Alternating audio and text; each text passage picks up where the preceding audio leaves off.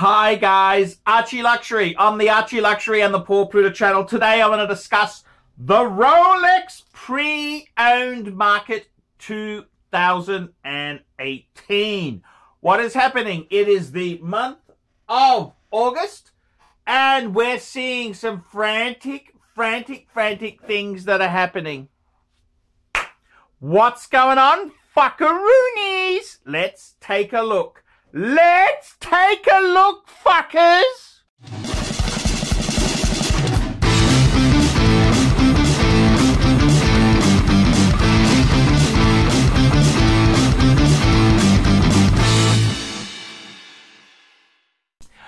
Okay, the Rolex market 2018 mid-year update. Well, what's happened? Wow, Basil, razzle, dazzle, Basil world. Well, that's all over now. And the hype and hysteria has exploded.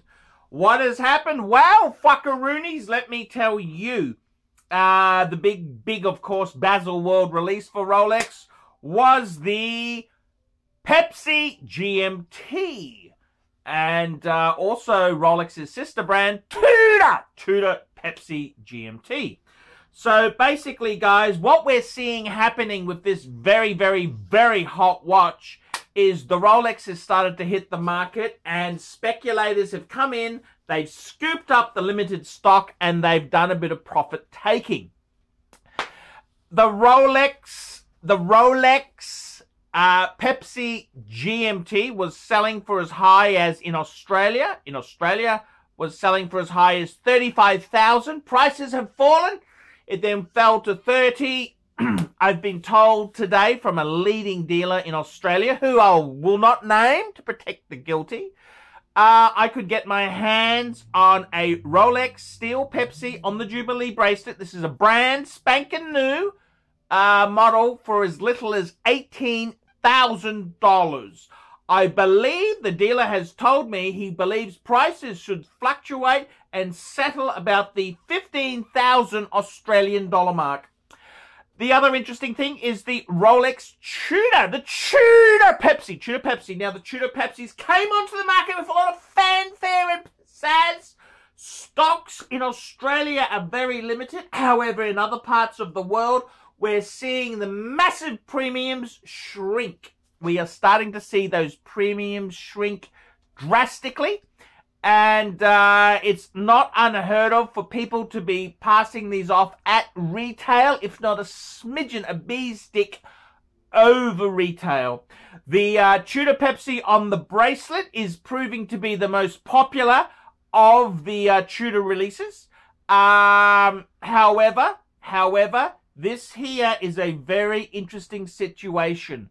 It's something that we're really going to have to see how it pans out in the next few months, whether Tudor can maintain a premium for this product. There is absolutely no discounting on the Tudor Pepsi GMT. And surprisingly, the Tudor 58, that's the slightly smaller Black Bay version, they're proving very popular. I suspect they'll be going in the used market slightly under retail after Christmas. The other thing that's happening in the Rolex market is the Daytona. Daytona continues to be extremely difficult, extremely hard to get. The Panda is the premium piece.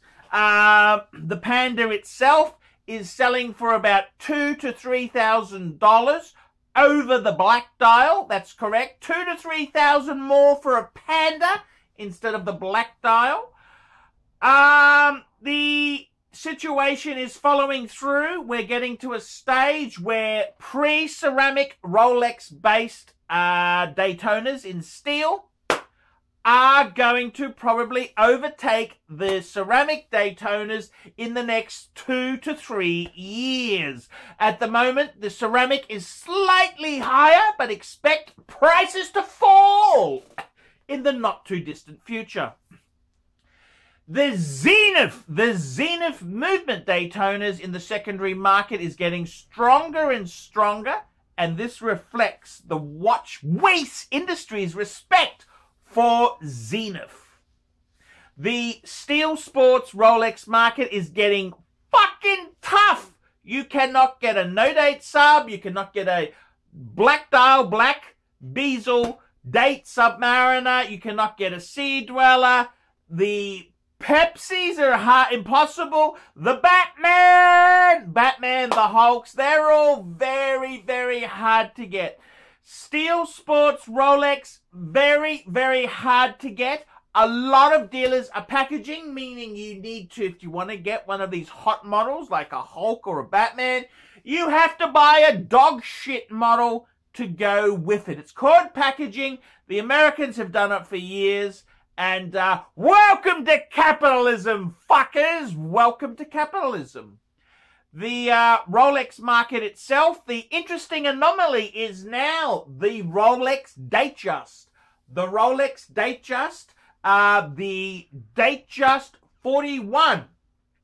Rolex Datejust have traditionally always been the softer models in the range. However, the blue dial steel with the white gold bezel is selling for a slight premium. Because of the Rolex sports range being so difficult to get hold of, the Datejust in steel with the white gold bezel, particularly with the blue dial, is actually very hard to get hold of. Sky Dwellers continue to be of interest, with the two-tone and the steel with the white gold bezel proving to be quite popular in the secondary market.